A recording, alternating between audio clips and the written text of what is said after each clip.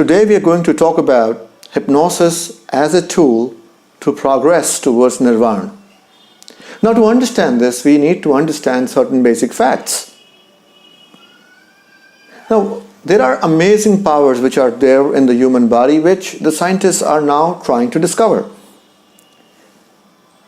One US president by the name of Abraham Lincoln once had a dream. In his dream, he saw that he had been murdered. And he had been murdered right in the White House. And his body was lying in the White House, and there was a white sheet which was covering the body.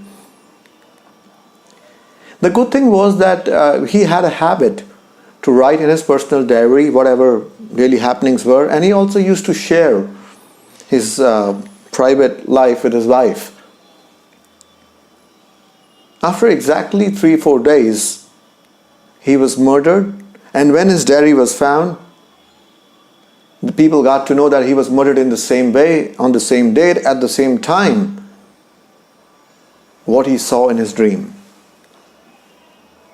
Things like these, they encourage the scientists to do more researches and to find out more about the latent powers in the human body. Normally, we do understand that there are two states of consciousness, that is, once we are awake and once we are asleep. Now, if you are awake, then you are aware about your surroundings. You can see what is happening to you, you can understand, and you can retain in your memory what is happening to you. However, when you are asleep, you are not aware, and that is why Patanjali, the great Indian sage, has a technique which he gives to transcend the sleep. He says that the awareness should be so strong that even once you are sleeping, you are aware of what is happening around you and what is happening to you in your sleep. Now, there is a third state of consciousness which is called the altered state of consciousness, and that is hypnotic sleep. What happens in an hypnotic sleep is that you are aware of what is happening to you or what is happening around you, but you are not that much animated that you can cause a difference in the environment at that time.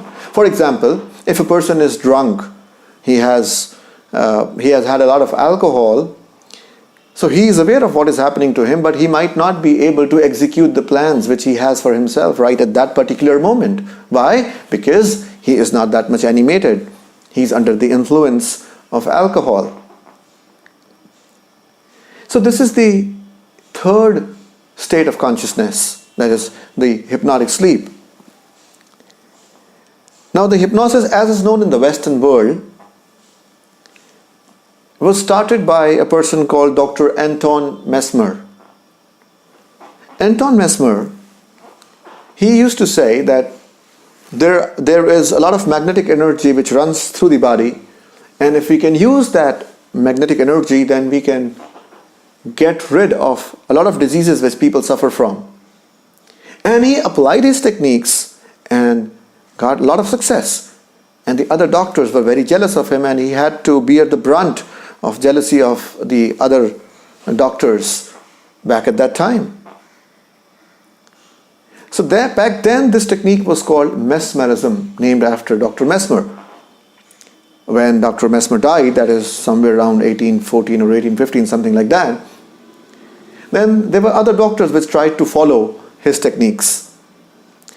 One very distinguished name which comes to mind is of Dr. James Prior. And he developed this mesmerism technique, but he coined a new term for it, and that was hypnos, which in Greek meant sleep. And this is exactly from where we have this term now called hypnosis. Hypnosis now is widely used in the medical world.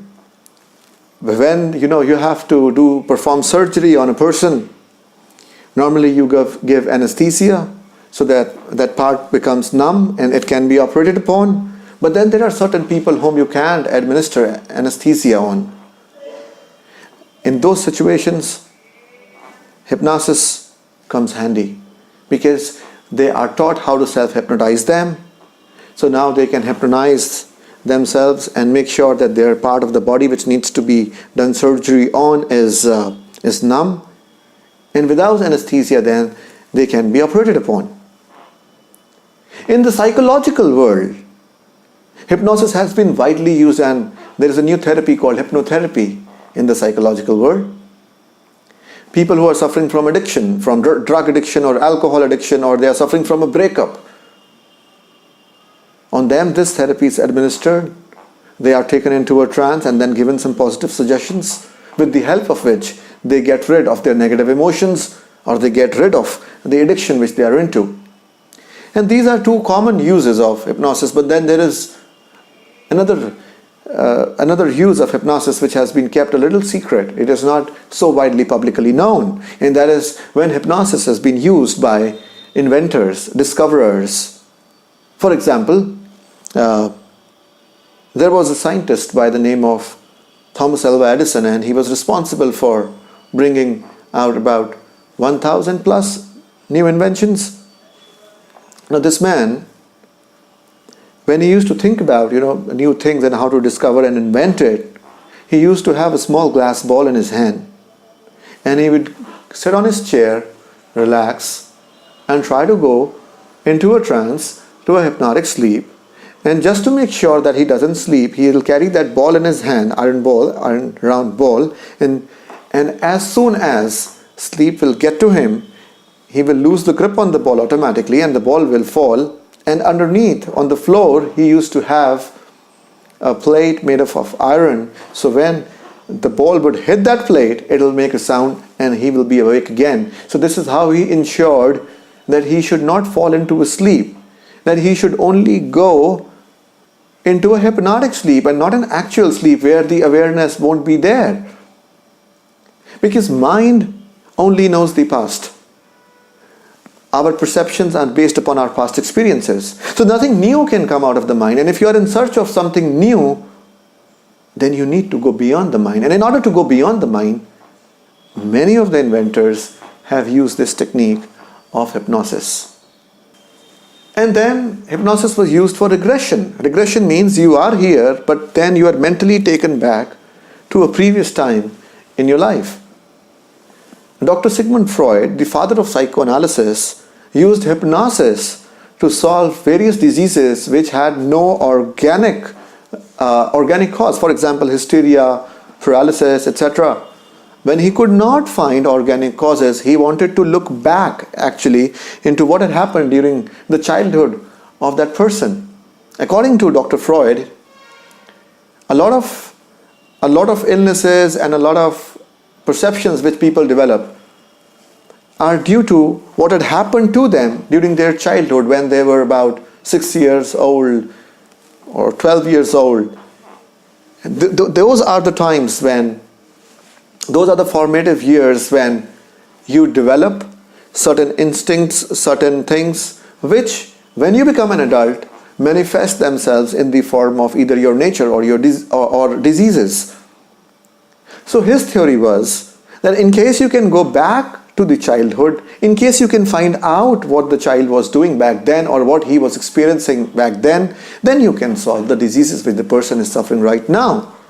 For example, if a person, when he was young, say 3-4 years old, did not go to the toilet a lot and he used to hold on to his feces, he was generally in constipation, then he used to say that such kind of a personality will develop into a miser personality when he becomes an adult. So Dr. Sigmund Freud used hypnosis as a tool to regress the mind to childhood days and to find out what kind of experiences did the child have, which eventually evolved into diseases when he turned out to be an adult. Then came Dr. Brian Weiss.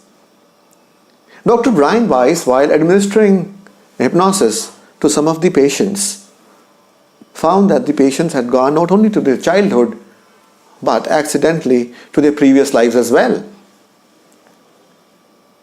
Because sometimes what happens that the causes of what you are suffering right now are not related to childhood, but they are related to even lives before your childhood. But he was very afraid to share those with the people, with the masses in general, because he was an American, and in America there is Christianity, and in Christianity there was a belief that this life is the life, and there was no lives before this life. But he said that eventually he gathered courage because, he had a medical degree and he had studied from nice institutions. So somehow he gathered courage to write a book in which he shared his experiences. But he was very afraid before doing that. But eventually he gathered support. His books became best-selling books of his time. And he shared his experiences on past life regression. Not only this, but now hypnosis has been used for 3 things, thanks to other people as well. Some other people who did such kind of experiments include Dr. Raymond Moody and Michael Newton. Now, there are 3 things which are nowadays done in this regard in the regression therapy. A would be PLR, that is past life regression, that you sit here, you move back through hypnosis into regression, into your childhood days and into your past lives. And then there is life between life spiritual regression, which basically means that once you die in one of your previous lives, then you summarize the experiences of your life. You try to learn the lessons from that life so that in the next life you don't make the same mistakes again. So some people go in only for life between life, spiritual regression. They just want to review the kind of lessons which they have learned from their previous life in order to know where their soul is in the evolution process. And now Dr. Brian Weiss and some others have discovered a new thing called future life progression.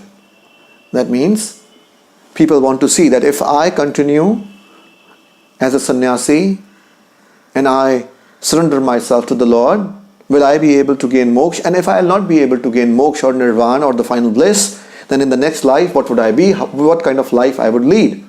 Or if I do not follow this path, and if I follow the path of becoming a doctor and serving people at large, would I be better off in the next life? So this is called future life progression. Even I have done a lot of experiments where we have been able to solve diseases by taking people to previous lives. For example, there used to be a woman who used to come to me for some kind of pain near the knee. And normally it takes only 2 or 3 sittings to get rid of the pain.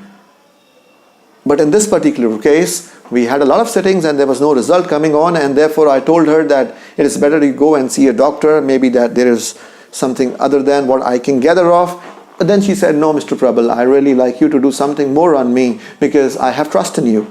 And what we did was a PLR session for her. In the PLR session, she saw herself in one of her previous lives being a kind of a slave to a queen. And the queen was murdered. And back then there was a tradition that when the queen will be murdered, the other people who are her slaves or in service of the queen, those people, they would also be buried. So she was buried alive. And when she was being buried in a coffin, one of the nails, it hit her knee in the exact same position where she was experiencing a lot of pain in this life. So we did a healing for her. And in 24 hours, to our amazement, her pain was gone. In one of the other experiments which we did was, there was a business person, and he had a complaint that around 3:30 in the morning, he would feel as if, somebody is choking his neck. And then he'll not be able to breathe properly. He would need some support. And he was very annoyed. Even the doctors had sent to him an oxygen cylinder, that he should not suffer from apnea. Apnea is a serious condition, the person might die, and therefore he used to sleep with the oxygen mask on himself. But then this was not a solution to the problem, though this was managing the problem. So this guy, on the recommendation of the doctor, came to me to see me and asked me how I can help him. So we did a PLR for him. And in the PLR, he found out that in one of the previous lives, he was murdered. He was murdered by his own friends, and his own friends choked him to murder. And that is why probably, he was having this kind of a choking feeling in this life. So what we did was, we had some positive suggestions. We had some healing techniques applied to him at that particular point in time. And within 3 days, to our amazement, he was absolutely fine. He could sleep well without any lack of oxygen, without having this feeling of his neck being choked. But is this something new in our world, or is this something which the earlier traditions have also seen? When we read the literatures of Bhagwan Buddha and Bhagwan Mahavir, we have many instances where they administered this regression, or you might call it hypno-regression, to a lot of their disciples. In one of the stories which I was reading a couple of years ago, a person came to Buddha and he said that I would like to be with you. Kindly help me, take me as your disciple. So Buddha said, yes, I will take you, but first I have to perform something on you, which he called Jati Smaran. Smaran means to bring to memory, and Jati means your species, or probably your past lives, and past lives might have you as a person, or might have you as an animal, or might have you as a tree, or might have you as a stone. That is the Eastern concept about life. So Buddha, he did this Jati Smaran on him. See, our mind is divided into two parts. One is the conscious mind, which is lighted, and the other is the subconscious mind. We have all our past experiences in our subconscious mind. Unfortunately, there is a veil between the conscious mind and the subconscious mind. And Jati Smaran, or regression, is a technique with which we transcend that veil and move on to the subconscious mind, and move on to the mind and the experiences which we had in our previous lives. And he saw, actually, when Buddha did Jati Smaran, he saw that in his previous lives what he was. He saw that even in his previous lives he was interested in nirvana, in moksha. He saw that in many of the previous lives, just like in this life, he became interested in moksha. He went to some or the other guru. He tried to meditate. Unfortunately, because of A, B or C thing, he left. And Buddha told him then that, see, I have shown you, this has been your path, this has been your way of doing things, that you would come to a guru and then leave after some time. So this should not happen this time, otherwise this life will also be wasted. This helped him, the disciple, to have a positive and strong mindset that this time he does not have to back out. This time he has to give it 100%. And this is how exactly hypnosis helps you in your path, in your progression towards nirvana. So hypnosis is not a difficult technique. Hypnosis is an easy technique, but what you do with it is something which is very important. Are you healing with it? Then the healer, if he's a nice healer, he becomes very important. Similarly, if you are trying to remember your past lives to make sure that your future life towards nirvana, or your future path towards nirvana becomes easy, becomes focused, then hypnosis is a very nice technique. It is a wonderful technique and a tool which has been used since centuries to make sure that people don't falter along on their path towards nirvana.